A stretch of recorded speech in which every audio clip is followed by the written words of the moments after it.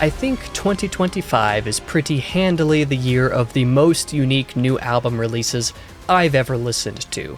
There were 175 albums and 45 EPs, totaling well over 200 new releases.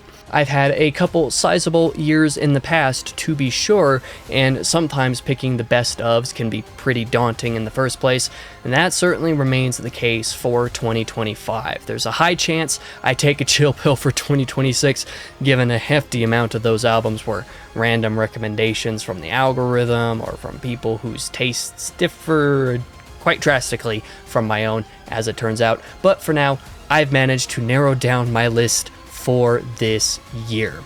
Let's quickly discuss the structure of this video for you guys. It should be pretty self-explanatory if you check the timestamps, but just in case. Part 1 will go over 15 quick Album of the Year honorable mentions I enjoyed or was otherwise surprised by and so thought were worth noting, but didn't quite hit the list proper. Part 2 will do much the same, but for 5 EP honorable mentions. Part 3 will begin the Album of the Year list proper, covering ranks 25 through 11. Part 4 will then cover my top 10 EPs of 2025, and Part 5 will finally be my actual top 10 albums of the year. If you want to see these lists in a more comprehensive fashion, don't worry, I will show you them at the end of the video. Or if you want to see the complete lists of what all new releases I checked out in 2025, you can find links to all those in the description down below. I also generally have my link tree down below where my music board profile where all of this is being handled is also available. Finally, one last little warning here in case the thumbnail didn't make it pretty clear depending on how I did the thumbnail. I predominantly listen to metalcore and deathcore, so there's going to be some other things in here now and again, but that is the vast bulk of the list. If you don't enjoy core, there's basically nothing for you here. But now, let's move on to the actual list. Start off part 1, my album honorable mentions, with Duel by Ginger. I've never been huge on Ginger, admittedly. I generally find them a little bit overrated, but Duel has something I shockingly really liked overall. Next up is 0 Point Genesis by The Pretty Wild. I was pretty hesitant about this album for some reason, and I was wrong to be. Choruses are really great here, riffs are great, and the breakdowns, although far from innovative, I guess, they all just hit right. I really enjoyed this record when I checked it out. At the End of All Things by Giant's Knife is 38. This record is kind of a sleeper hit for me. It's a super enjoyable listen every single time I spin it. I love it, but somehow it just keeps flying under the radar. I just keep forgetting that it exists half the time, unfortunately. For number 37 is going to be a snub, and what people will see is The Sky, the Earth, and All Between by Architects. The truth is, I just didn't end up wanting to stick with this album very much beyond its release. There are many heaters here, though, and that's more than I could have asked for after the last couple albums, so it deserves to be mentioned, but it's not one of my favorites. Number 36 is Origin by Designing Creation. Designing Creation might be my favorite new discovery of the year, thanks to a music board friend for recommending them to me. These guys have a super solid classic 2000s metalcore sound. They execute on it very well. I think their 2023 album is nigh perfect and the one to really check out from them, but Origin is totally worth a shout for this year. Number 35 is a big surprise. There Was a Light Here by Demon Hunter. I hated Exile when that album dropped, and I had very little hope for There Was a Light Here given the singles, but I was really surprised to just click with this album in totality quite well. It even put me in a Demon Hunter listening mood for a little while, which does not happen very often, basically at all. Mortal Reminder 2 by Mortal Reminder was also something that, isn't necessarily doing anything special within deathcore, but the sheer enjoyment of the musicality of this second self-titled album was the exact level of headbanging fun that I really needed in, a tough few weeks for my personal life. Echoes of Grace and Strife by Diamonds to Dust is an album that I just have to respect. I have to give these guys some praise for managing to write basically a 50-minute long metalcore, deathcore album without it feeling like an absolute eternity. The diversity here is unreal considering many other core bands can't write more than like a half hour without things getting pretty monotonous. So that was pretty great. Not sure how to pronounce this album title, but Heaven Shall Burn's new release was another surprise hit for me that wasn't on my radar until after the fact. This was a really engaging album, with my only real complaint about it being the disc 2 tracks are just not great. I did not like those basically at all personally, but the rest of the main album, incredible. The Weight of What I've Become by Prospective is my next entry at 31, which it's by no means a particularly great album per se. It's definitely not new, but I think just, you know, the performances of this within the modern metalcore landscape, this sound is something that I just really love for some reason, and it's a pretty much perfect fun album for my metalcore proclivities. Like, it's not that great of an album, but I still really, really loved it. Next up, sorry for the album art on this particular album not existing on this site for some reason. It just isn't there. Ascension by Paradise Lost is a really great Melodeath album. You know, I'm not the biggest Melodeath fan in the world, but I feel like every time I listen to an album in the genre, I like it just a little bit more. Paradise Lost happened to release one of the more musically interesting albums of the year to me, and I really respect what this record did, and I want to check out more of what these guys have done in the past. Next up at 29 will be This Used to Be Heaven by Angel Maker. You know, it's not quite up to the level of Sanctum from 2022, which managed to break my top 10 of that year. But This Used to Be Heaven is of pretty comparable quality nonetheless. You know, there's just so much more music that I listened to in 2025 that managed to top it in comparison, which feels kind of unfair to this album, but it's really great. You know, you should listen to it. It's just not quite in my top 25. Next up is another album that feels like it should be in the top 25, Psycho Frame's recent release. If you are into just constant heaters, that is what this album is. Like, it did pretty much exactly that. If you want nothing besides face melting madness, that is what this album is. And like, I actually had to stop it my first time listening through after a couple songs because I was like, I can't listen to this right now. And I had to come back a few days later and then got through the whole thing. Was like, this was really great. It is really great.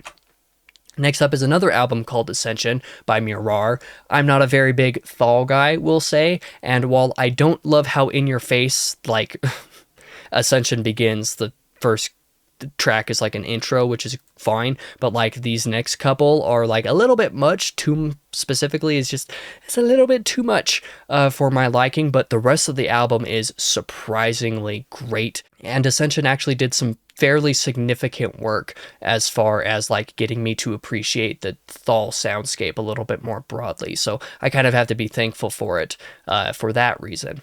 Next up is a little bit more of a random entry. This is like the least metal option on the list up to this point. The Harmony Machine by Teramaze is really great. I almost regret this not being in the top 25 because it's just one of the most fun albums I listened to all year, particularly in a non-like metal sense. Like, it's still got prog metal elements and stuff like that in there, but it's one of the softer inclusions on my list. It's definitely not core, we'll say. This collection of tracks is just very catchy. It serves what I enjoy about melodies in prog music very well. Just a really great album. I really, really liked this one. But now we are going to head over into part 2, which is the EP honorable mentions. There's only a handful of these, starting with Anthology by Dream Elixir. This is, you know, arguably an album, depending on how you want to classify it. It's pretty lengthy. It's only 7 tracks, but it's approaching a half hour long, so like you could maybe consider this an album. I personally don't, and wanted to be able to include it on the list, and definitely would not have been able to if it was an album. I just think this album is pretty good. It was an early standout when it released, and it remained in contention for the EP of the year list the whole year. As a result of me counting it as an EP, I recommend it. You know, it's enjoyable. Next up is Violent Heaven by Sugar Spine, which I just found to be a really great example of like this short, like 4 or 5 tracks, get in, have your variety of ideas, execute on all of them well, and then just leave. You know, pace them all rather well, don't repeat anything. It's just enough to get into, not long enough to get tiring. Very fun release. Part 1 by Bleak is another example of like Thal that I actually managed to enjoy. There are times when, well, some mind-numbingly heavy tendencies are more fun than they are tedious, and Bleak managed to satisfy on that, in my opinion.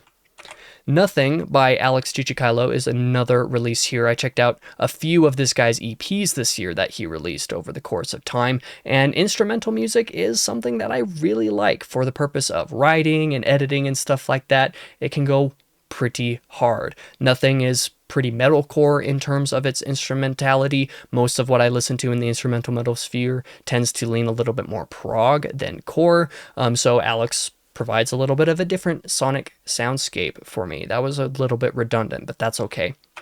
Next up is Chapter 2, Over Again by Midwinter, which is, just which two songs this is. These first two songs, and then these next two were on a previous EP in the year called Chapter 1, but Chapter 2 collects them all together. I don't know what exactly it is these guys are doing as far as these chapter releases go, but I'm excited to see what it is because these songs are all really good, and this won't be the last time we talk about Midwinter this year either. But that is going to take us now starting properly into the album of the year list. We'll cover the first 15 entries in here, starting off with honestly one that I just had to include but am very surprised to include. That is the soundtrack to the video game Skate Story done by Blood Cultures. This was a huge surprise hit for me in 2025, particularly because I just was not into this when I first started listening to it because I forgot what it was. I didn't know why it was in my Spotify feed. It was like, what am I listening to here? But once I finally realized what it was and came back to it and gave it another chance,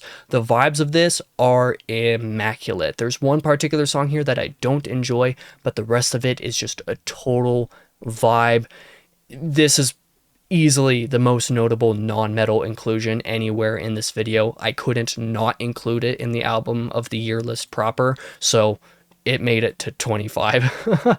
Like, the Harmony Machine would have been 25 if not for this. So, that's how I feel. But now we're going to get into a couple of hot takes for this list. That is, the first one being Attack Attack 2 by Attack Attack. It's going to be an unpopular opinion, but, it's the first of what will be a handful of albums to see on this list that are just fun, albums that I couldn't help but love for just being enjoyable to listen to. It's not an amazing performance. You'll see that there's not very many high ratings on here. People don't really like this release, but Attack Attack 2 for me is more fun than just about anything that I listened to all year, and I really have to give it credit for that. It was just so much fun. Stupid fun even, but it's fun, and I like that. Metal Fourth by Baby Metal is another one of these albums, kind of on par with the previous entry, where despite the one song, the feature with Slaughter to Prevail, song 3 here, I don't like that song at all. In fact, it's my least favorite song on both this album and Slaughter to Prevail's album from this year, which is not on this list, mind you. Sorry, not sorry. Metal Fourth, outside of that one song, is another example of just being really enjoyable to me personally for all the reasons that I enjoyed listening to it, even if it's not technically the most impressive release. It's definitely not bad. If you're going to want to say this album is bad, it's probably just because you don't really like Baby Metal in the first place. I hadn't listened to a full album from them prior to this, but Metal Fourth was honestly kind of incredible. It was surprisingly incredible. Next up at 22 will be Shapeshifter by Memphis May Fire, another example of one that might be a hot take to include on this list, but just because it's pretty basic, it's not doing anything crazy creative, but Shapeshifter is a much more consistent version of the modern metalcore approach that Memphis May Fire took with their last album, which I liked a handful of songs on, but overall there were too many weird decisions on there that I didn't like. Shapeshifter kind of just consolidates and does a more consistent, this is what I like to listen to in metalcore, so the album was fun. That made for a solid listening experience, and I respect that and like it. Next up, this is going to be a hot take just because I wish it was longer. It's a hot take to myself. Longer. I mean, higher up on the list. Just words getting confused in my brain. This is the 5th video in a row that I'm recording, mind you. So I apologize for that. At this point, it's really just a matter of I'm surprised Tsunami Sea didn't break the top 20 proper, because this, as a full-length album, this album is incredible. I liked this a lot more than Eternal Blue, for example, and it generally satisfies on everything that I wanted from Spiritbox following The Fear of Fear. I wish this was higher up, because I really liked this album. But 21's not a bad ranking, so we'll just go with it. At number 20, however, will be I Feel the Ever Black Festering Within Me by Lorna Shore, which is by no means Any Pain Remains or and I Return to Nothingness, because both of those ended up very high on my lists in 2021 and 2022. But I feel that Ever Black Festering Within Me is still a pretty good album. You know, Lorna Shore continues to rip with the sound that they've carved into the deathcore scene this decade. I think it's still pretty solid. There are several really incredible songs on here, but unfortunately, the package as a whole isn't quite on the level of those last couple of releases on account of some of them being just a little bit strange. Like, I don't really like Unbreakable, for example. It's just, it's fine. And a couple of the other songs I think are overrated. Like, I don't love Prison of Flesh the way that most people do, for example. So, like, it's still a really good album. It's just not quite like the last couple albums for me. But at number 19 will be super big under the radar pick, and that's Where Hope Goes to Die by Despite Exile, one that I just wasn't even aware existed until, like, the day that I listened to it, basically. I saw it randomly on Facebook. This album is a brilliant showcase of what deathcore can do to stand out and be different. These guys describe themselves as post-deathcore, whatever that means. But in either case, it is really great. It's pretty innovative and new with deathcore, while also being exactly what you expect deathcore, particularly like a decade ago, to sound like. It's really, really good. If you like that genre to any degree, you have to check out this record. Like, you just kind of have to. It's really, really good. Next up, we're going to return a little bit more to some melodeath, and that is Darkness Invisible by I'm not even going to pronounce it. It's Latin. Heck no. Anyway, this record was very good. Once again, melodeath can sometimes just hit exactly right, and very, very many tracks on Darkness Invisible are doing exactly what I'm interested in hearing with melodeath, and particularly where it kind of borders on some other metal tendencies. A friend of mine recommended this to me shortly after the album dropped. I'm very glad that I finally circled back around to it before composing this list near the end of the year. Just a really, really great album, and for being 50 minutes long, I honestly wanted it to be longer. I wish this album was like an hour or more. That is how good it is. Lost Shores by Swept to Sea is at number 17, another very early standout of 2025 for me. It's a great record. I connected with it musically and found it to be, surprisingly diverse and inspired for the soundscape that it has. Plus, it has arguably my favorite album art of the year, actually. It's really, really good. Next up is Orbit Culture. I frickin' love me some Orbit Culture. Death Above Life wasn't my favorite of their releases. I think the track list is a little bit off. It kind of goes back and forth between some sonic tendencies that doesn't feel the most smooth to me personally, but outside of that, like, one general critique, Death Above Life is great. Orbit Culture is one of my favorite metal bands working in the scene right now. They're the only metal band that I've gone to see live. I will actually be seeing them live again at least once this year as well for their North American tour, so like that speaks to how much I love these guys. Death Above Life, I wish this album was higher on my list, but it's just slightly too inconsistent to come above anything that comes after this, man. There's just a lot of great music in 2025. Next up will be Eternal Lament, the deluxe edition by Of Ruin, because they did an EP of the first 4 songs and then released the deluxe version with 4 more songs afterwards.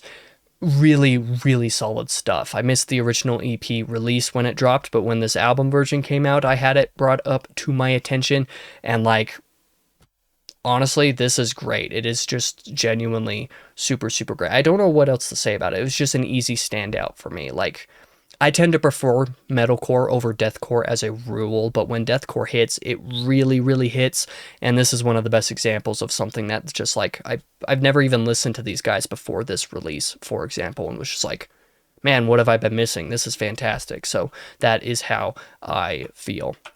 Next up is going to be The Axe Forgets, The Tree Remembers by Carcosa, which a bunch of people were absolutely going ham over when it released, and a couple weeks after it dropped, I finally checked it out, and oh boy, what an album. Every once in a while, you've really got to appreciate a fine, slow burn experience, no matter what the media is, whether it's music, film, TV, books, video games. Like, sometimes something that like starts off a little bit slower, and like, you're not exactly sure what's going on, but then once it starts going, it goes and never stop. That's what this album is. Like, the first half of the album, it takes a little bit to kind of like build up. It takes like the first 6 songs to do that, but by the time you get to Hindsight all the way through the end, it is just non-stop, back-to-back heaters like basically all of these songs from Hindsight through to the Edge could be in the running for a potential Song of the Year list, for example. Like, this album is really worth sticking through. It is a little bit slow in the first half, but it is so,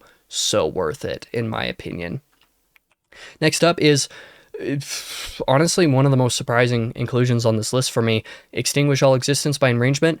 I am no death metal fan, generally speaking. You know, like, I haven't listened to very much of it, so I don't know how much of a fan I am, but most of the time it's just a little bit too much for me, generally speaking. Extreme metal as a category, whatever you want to include in that category, is often certified not for me trademark either. But this album was so, so good. I don't even know what to make of it, to be honest. It had no right clicking for me as hard as it did.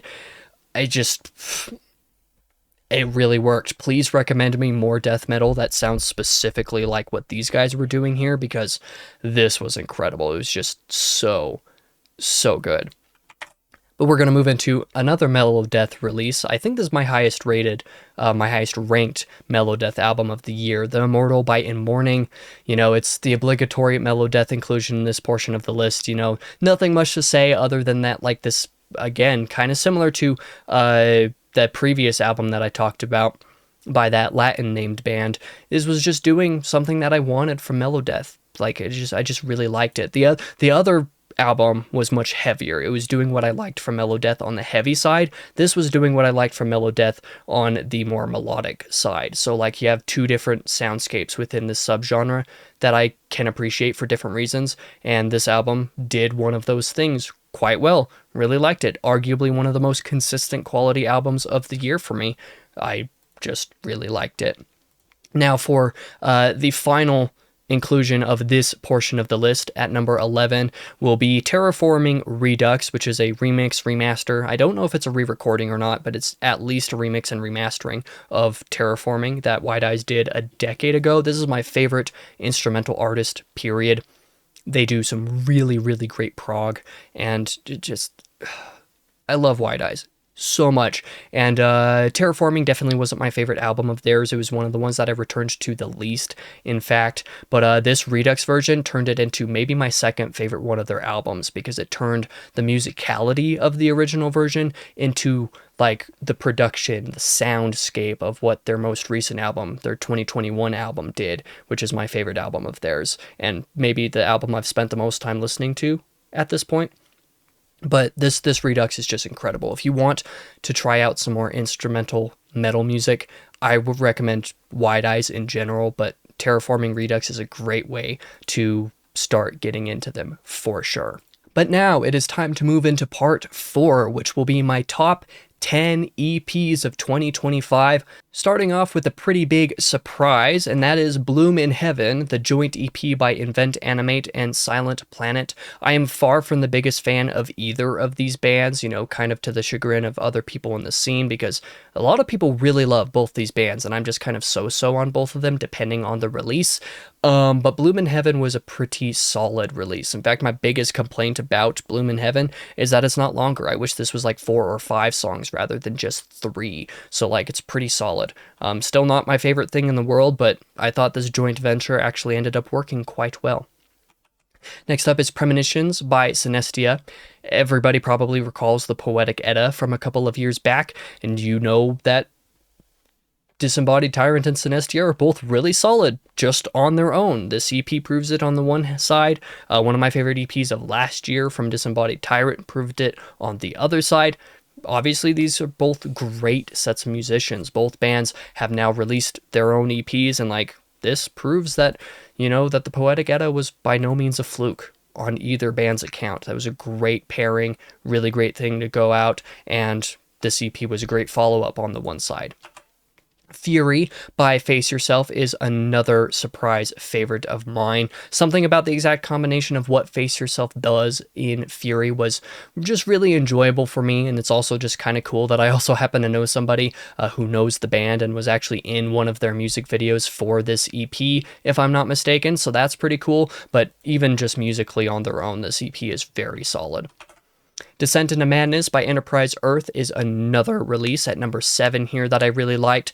Enterprise Earth has been through many sonic phases this decade, and I think that Descent into Madness might just be my favorite one of the 2020s so far. Besides, sometimes just exploring a nice concept and doing it with relative brevity, you know, only 6 tracks, 24 minutes, like sometimes that's all you really need to start doing something, just works out, and I think that that choice was a good one in the case of Enterprise Earth.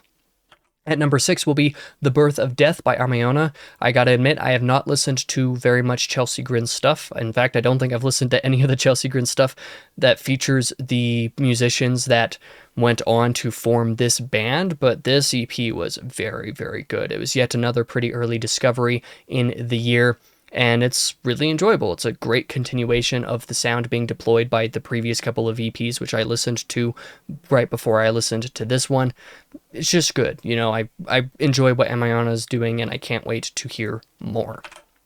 And Genesis by Oni is again, I'm saying this about a lot of things, another surprise pick. You know, occasionally some alt metal music can hit just right, and Oni kind of mixes a sort of alt metal appeal, particularly where melodies and stuff are concerned, with some occasional heavier proclivities at times, to very, very great effect in this EP. I think Genesis Part 2, the follow-up EP, is really disappointing. I did not like that very much in comparison, but this initial EP was a ton of fun with some really great melodies and riffs. I definitely enjoyed this one a lot. Apparently not very many other people did, but I liked it, I guess.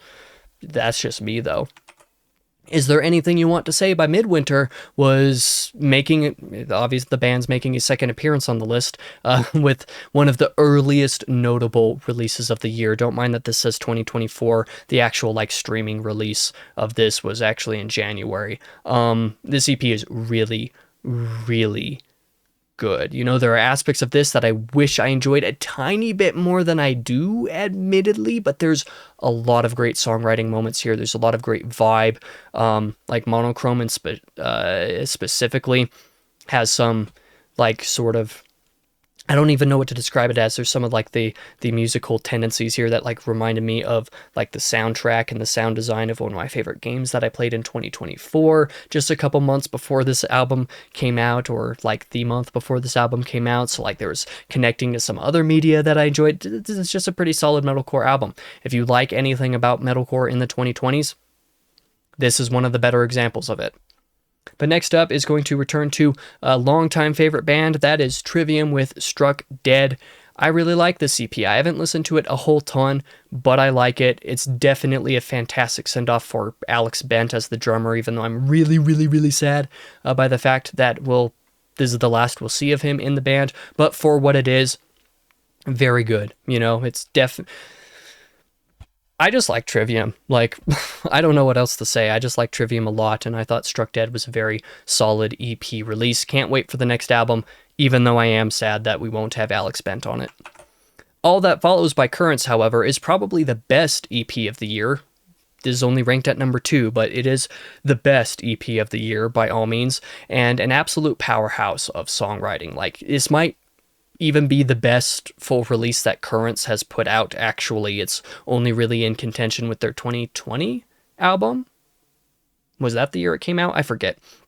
But in either case, very, very good. I confess I haven't listened to all of the band's past material, so I guess I can't really compare that in general, make that assertion. But EP's awesome. Every song is so good, and it actually like cycles through very many ideas and does everything so epic. It's incredible. My only complaint about this is that I can't hear the vocals as much as I would like to. I wish he was a little bit higher up in the mix. But everything else is just incredible. My next up is going to be my favorite EP of the year. That is The Lost Chapters by Nick Nocturnal. And yes, unironically, I actually feel this way. You know, where Currents put out the best EP of 2025, this is my favorite EP of 2025. I have my minor qualms with the chorus on the last song. I don't think that chorus is that great, but every single other thing about this release is unironically incredible. It is so solid. It's maybe my favorite execution of that classic 2000s metalcore sound. It's very high up there anyway, especially as somebody who prefers more modern metalcore as opposed to, you know, the earlier OG stuff. I think that The Lost Chapters just proves that Nick isn't just a meme of a musician or a personality in the scene, but that he's a legitimate, great voice within the music scene. It's really, really good. I loved this EP a ton. And now, the moment you've all been waiting way too long for. I thought this video would be a good bit shorter than this. My actual top 10 albums of the year. Let's begin with Shadow of Intense Imperium Delirium. This was one of my first deathcore bands when I was first starting to get into the genre with 2019's Melancholy. That was a very important album for me early in my journey. I was overall very disappointed with Elegy a few years back, unfortunately, but Imperium Delirium certainly returns the band to more of what I really love about them. If you weren't super into Elegy, this album is absolutely worth your time, but you know, in any case, this album is worth your time. It's really good. It's definitely one of the band's best, if not their best. I think Melancholy might still be my favorite, but I haven't listened recently enough to compare. Dealers of Doom by Accused is a little bit more of a surprise pick. You see, it's not like everybody's favorite thing in the world, but sort of middle of the road, I guess, as far as core goes. So I'm like referencing album ratings and you can't even see it. Anyway, it doesn't really matter. This is a great album. Like, sometimes you just hear something and have to headbang to it so hard to potentially break your back, and this was one of those albums for me. Just so much fun listening to it for no other reason than because it was really enjoyable to listen to. That's basically how I feel for it. Next up is going to be another oddball pick, and this is the OST for Clair Obscur Expedition 33, because if you know anything about this game, you know that it's very good, but you also know that its soundtrack is just incredible, and truthfully, Expedition 33's soundtrack is incredible. It's got some really banging stuff on here. You know, there's plenty of misses, but when you have 8 hours worth of music in here, the fact that so much of it is as good as it is just unbelievable. You know, I had a prior kind of hang up when it came to OSTs that I just never really was inclined to listen to OSTs, unironically, ever. This was the one to break that for me. Thank you, Lorient Testard, for that. That's kind of a testament to how special this soundtrack is. Next up is Even in Arcadia by Sleep Token. No, I don't care if you don't like Sleep Token. This is where they are on my list. This is one of the 2 or 3 albums of the year that I've listened to by far the most, given that I have a CD of it in my car.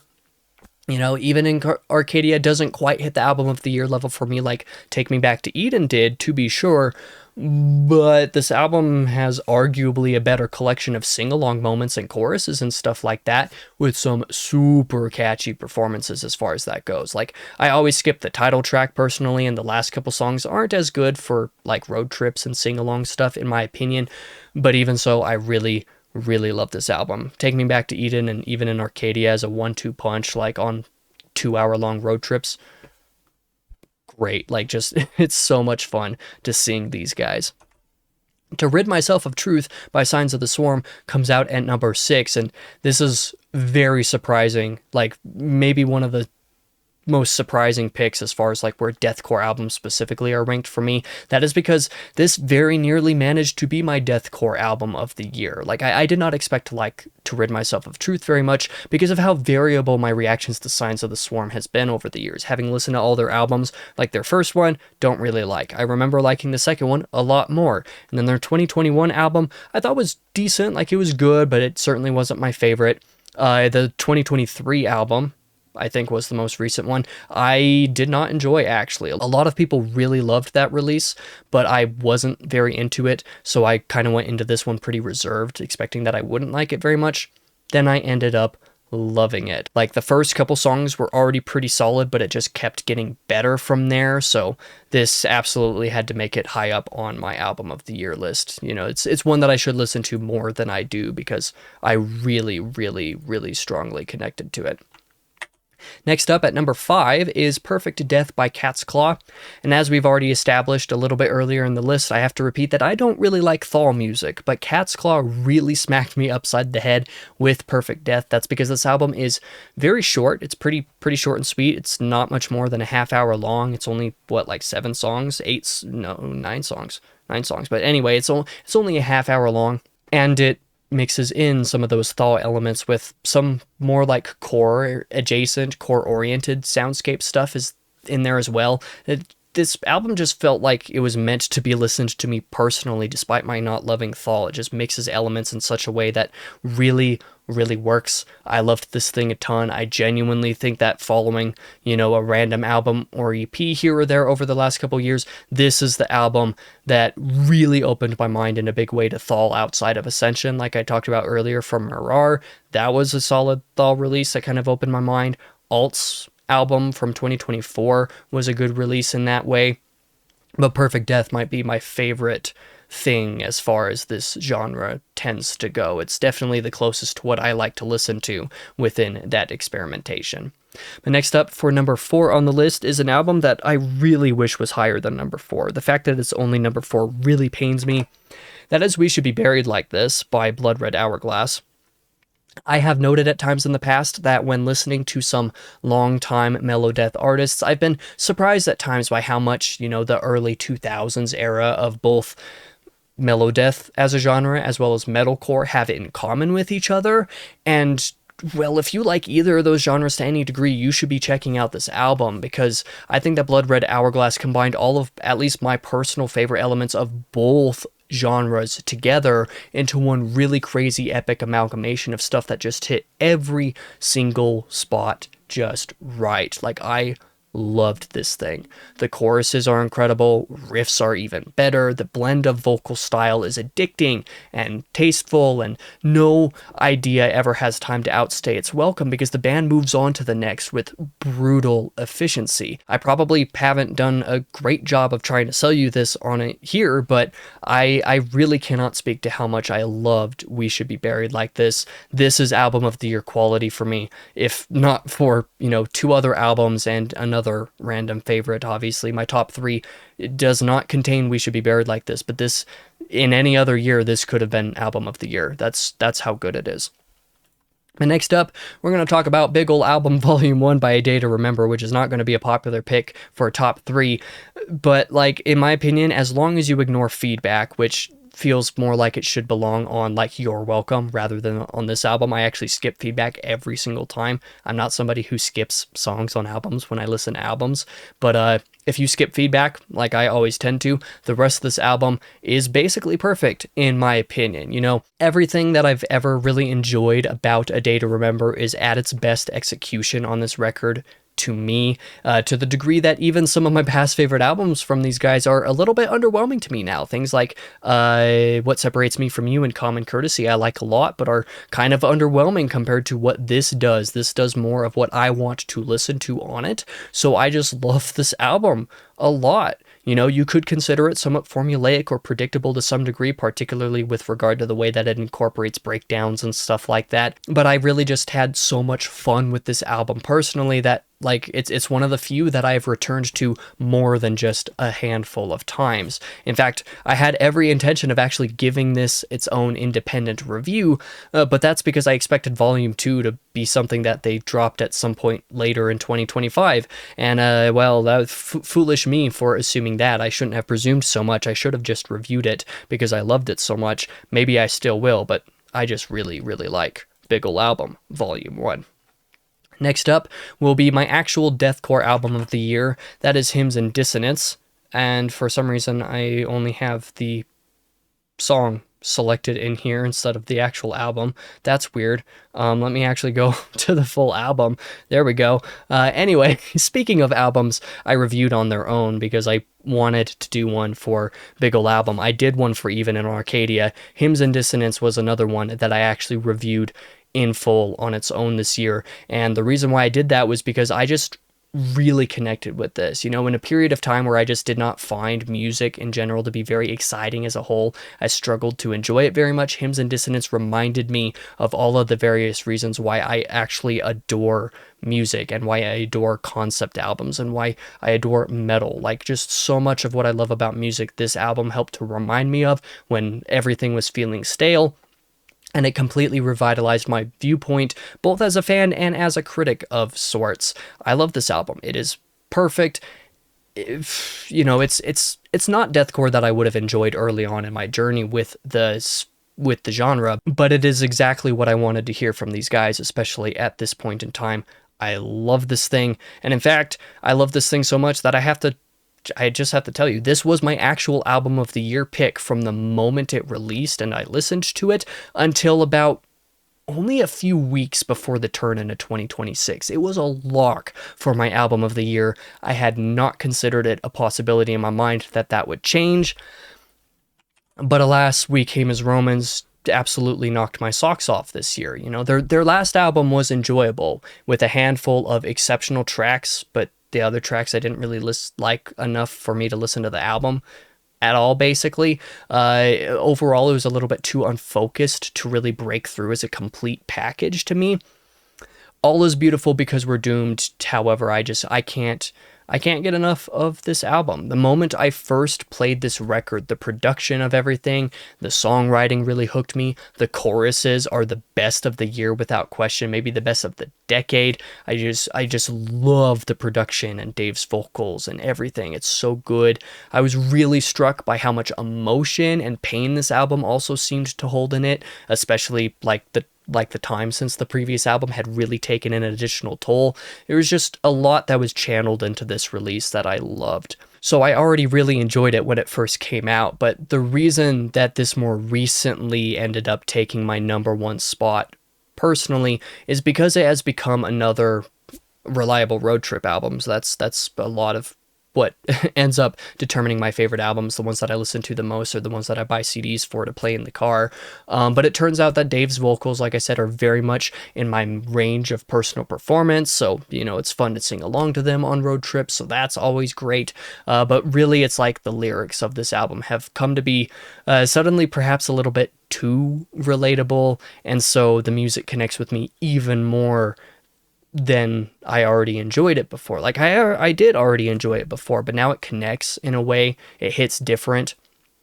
It's just overall the connection I've had with this release since I first heard it and every time since then, and the way that that connection has evolved over time, the way that it has changed with various different things going on. Like this is something this album will be with me forever. I did not in any way expect for this to be my album of the year, but I can't deny that it is at this point. It just kept slowly overtaking the others one by one, month by month for the rest of the year. Basically, from the time it released, I put it at number 5, and then every month it just like climbed up an extra spot. So that's how things go, I guess. But that is my album of the year list. I suppose I'll actually go ahead and show you the lists. I'll show you my top 20 EPs, you know, the 5 of which I didn't actually end up talking about in this list down here. There's my top 15 in their order. So there's the comprehensive list if you want to see that. And then the top 40, I'll go ahead and show you the bottom 15 on the second page here, what I first started with. And then I guess the next 15 here, and the top 10 up above. So that is the comprehensive album of the year list for me in 2025.